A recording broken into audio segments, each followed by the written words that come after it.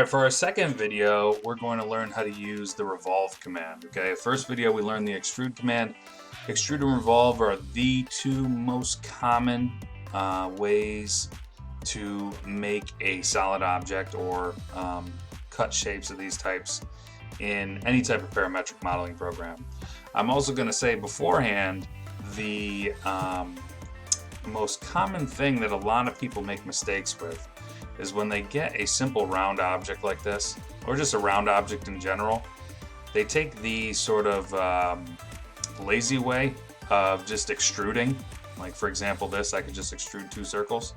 Now, will that get the job done initially? Yes.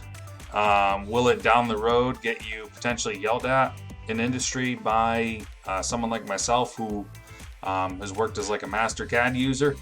Yes, 100%. Okay, I will tell you 100% of the time I will make someone that I'm managing go back and remodel something and fix it properly and use the Revolve command for something like this, because it's really not any extra time. Okay, it just takes a tiny bit of extra thought.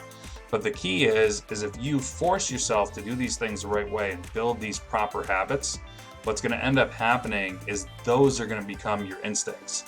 All right, and that's the key. When you see a part like this, or the second part we're doing that looks like this, you should immediately think Revolve. Okay, it is round, it is a disc.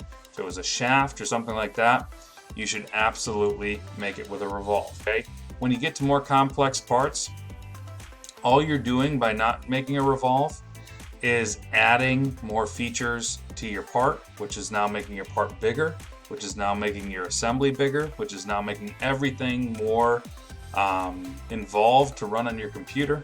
Down the road, you're making all sorts of problems down the road. Okay, take my word for it. All right, I'm telling you ahead of time, I've spent a lot of time with making things more efficient at businesses and things like that. Okay, and I've learned from a lot of really awesome people. All right, I'm not the one who came up with this. Some really awesome, brilliant people taught me these things. And I can tell you, in the long run, if you're going to do some really high-end stuff, these habits, simple habits like Extrude and Revolve, or when to use a Revolve, really serve you well down the road. Okay, so what we're going to do is we're going to, inside of the same project we had before, okay, if you're watching this video separately and you're not one of my students, you know, just create your own part document pretty much. But what I've asked my students to do is add additional tabs so that all of their parts for this project are inside inside of the project. I also realized I typed in the wrong thing. We all make mistakes. This is actually intro to modeling. Sorry, my students are probably like, Maya, what is he talking about? All right, so we're going to hit the plus sign and we're going to create a part studio. That's going to load up, and I'm going to come down to my part studio. I'm going to click it so it loads up, and I'm going to right click and I'm going to rename it, okay, to Revolve 1. All right, so once I rename it to Revolve 1, we're going to start the same way as last time. Now with a Revolve though, okay, it's tough to wrap your head around, which is why a lot of people take the lazy way and extrude it. Let me show you, okay? Certainly, it does not take a long time to extrude this thing, okay? I can make two circles very quickly. All right, please don't do this. All right, I'm just showing you. I can make two circles, and I can hit OK, and I can, see, I'm trying to go fast, do it a way I don't normally do it. I can take my sketch, I can extrude it.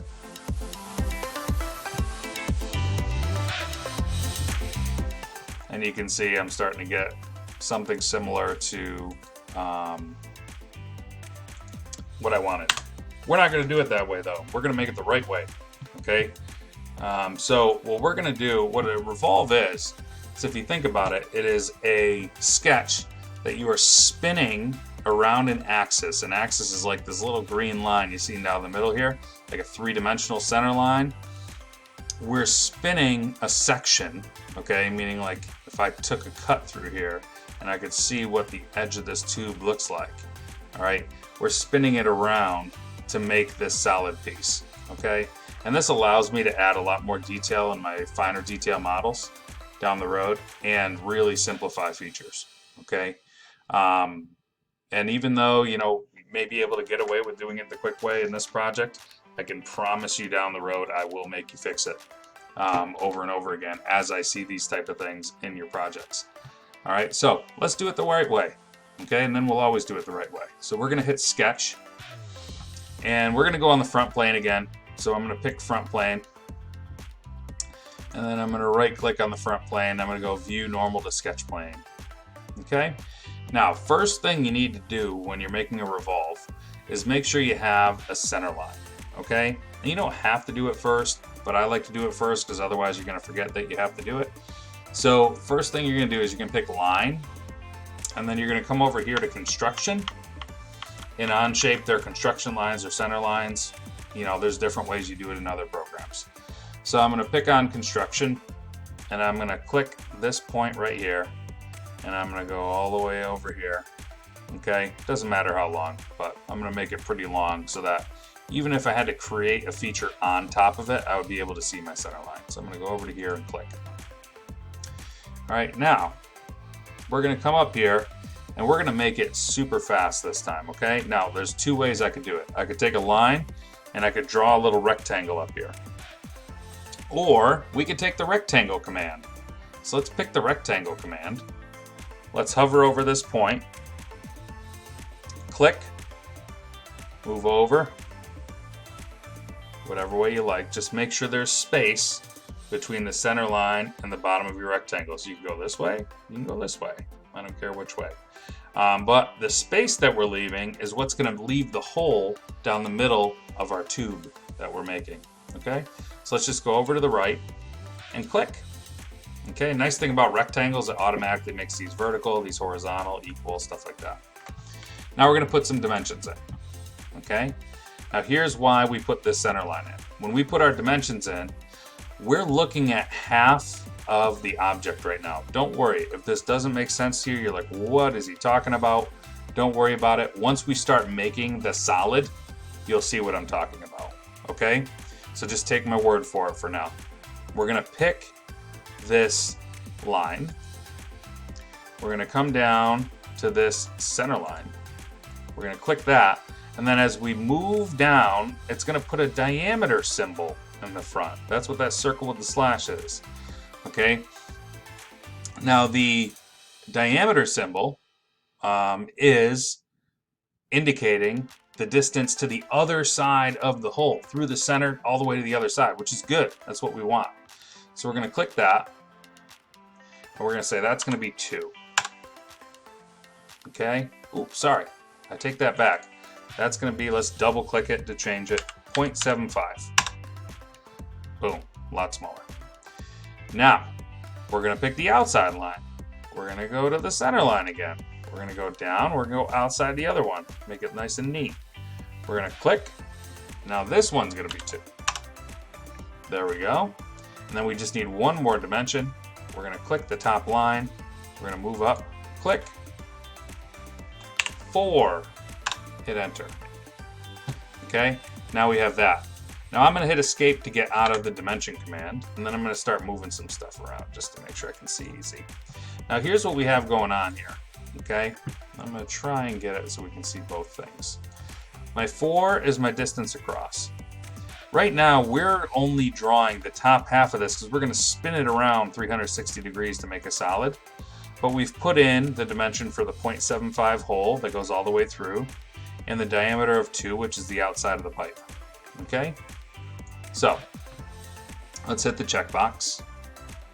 Now let's pick our sketch, and let's go up to Revolve, and click it. I'm going to rotate my screen once this starts to happen.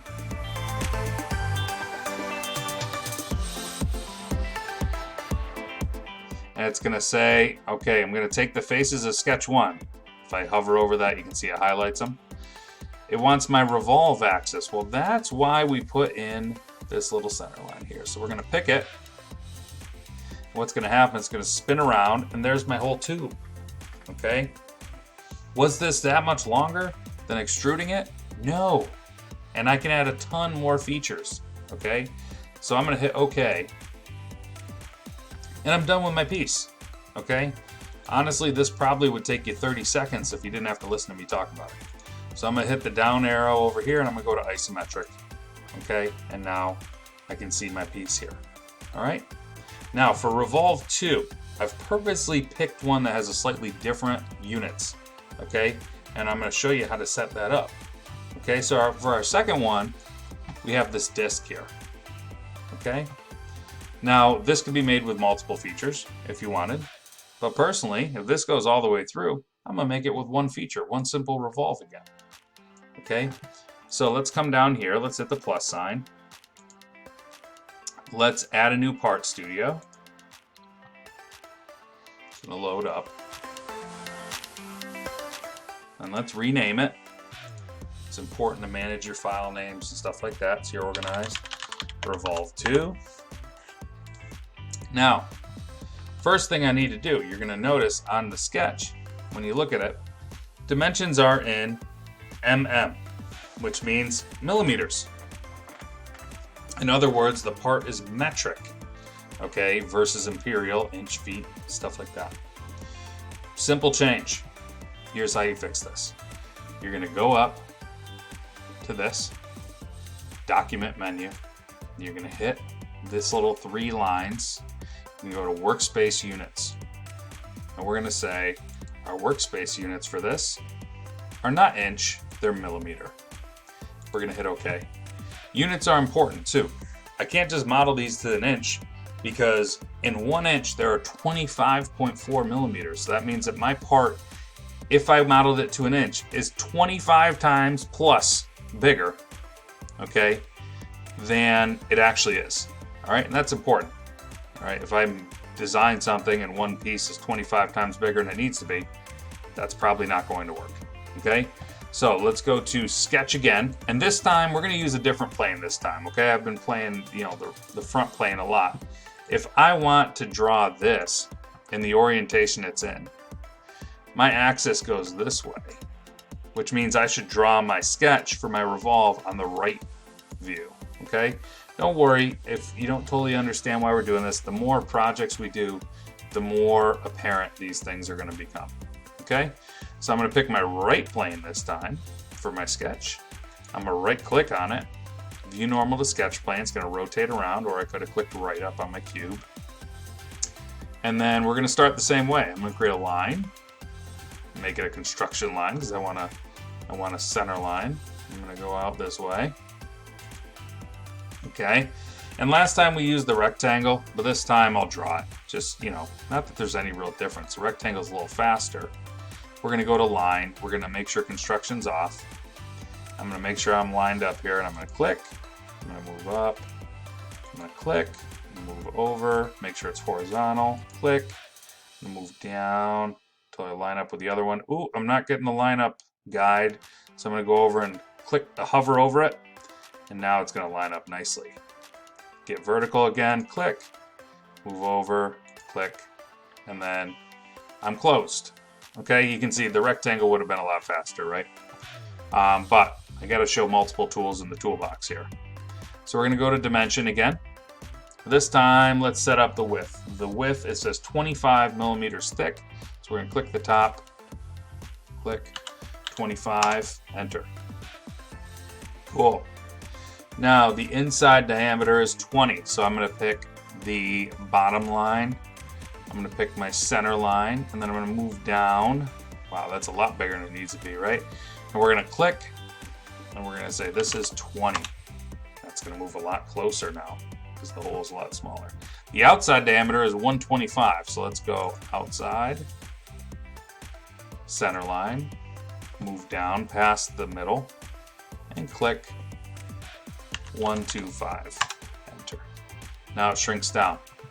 Now I've got my sketch. It's all black again. It's fully defined. I'm going to hit the checkbox. Okay? And this time, I'll do it slightly different. I'm going to rotate so I can see what's going on. I'm going to pick Revolve first this time. Again, you can click Sketch first. It's probably the faster way. Revolve. I'm going to say I want Sketch 1's faces. My Revolve axis is going to be this. And now look at that. There's my disc. I'm going to hit the checkbox. And I'm done. Now let me just show what happened here, okay? For those of you that are looking at these revolves and like, how come making a rectangle made me a round thing, okay? You're saying take this rectangle and spin it around this axis, the revolution axis, okay? Revolution, spinning, okay? We have by default a full revolve. That means it's going to spin 360 degrees because there's 360 degrees in a circle. But if I went to like one direction, okay, here's 30 degrees. There's my little rectangle. See how it's spinning? I'm going to kind of do this in increments so you can see what's going on. 30 degrees. Yep, there's a little wedge. Okay, what if I go to 90, right? A quarter of a circle. But when I go to 90, look at revolve right down 90 degrees. There's my angle right there, hidden underneath in gray. So there's a quarter. If I go 180, that's half of the way around a circle. Look at that, I get half of a circle. Because I'm taking this and I'm spinning it, and everywhere it spins through is becoming solid material. That's what a revolve does. Okay? And then if I go to 270, now I'm going to have 3/4. And then 360, I get the full thing. If I do anything less than 360, 359 for example, I'm going to have a little cutout in here. Okay? There's that 1 degree missing. Didn't close it up. But when I go to that full, it's going to automatically close it up. The most common way you're going to do your revolves are with full 360 degree rotations. Okay? But if you happen to need to make like half of a circle for some reason or half of something, you can do one direction. You could go symmetric, which is nice. If I go symmetric and I say, I don't know, 60 degrees, it's going to go 30 one way, 30 the other. Okay? But we're going to go full. And we're going to hit the checkbox. So hopefully that helped you understand it a little bit. I'm going to hit this down arrow, go back to my isometric, which is my most common three-dimensional view. Also, if you want to, on any of these, okay, if you'd like to see them in other perspectives and things, we can turn on like shading without edges. We can go to hidden edges. We can go to hidden edges visible, translucent, okay, so that we can like analyze things. I usually just go with shaded. I like the solid edges. The other thing you can do, if when you take your picture for the project you don't want the datum planes to show up, you can come up here and just hit the little eyeball next to each datum plane and they'll all turn off. And then you can see your part a little bit easier. Okay? So, with these two videos, that completes the entire project. You're all set. Just got to follow the other directions, hand things in, and you are good to go.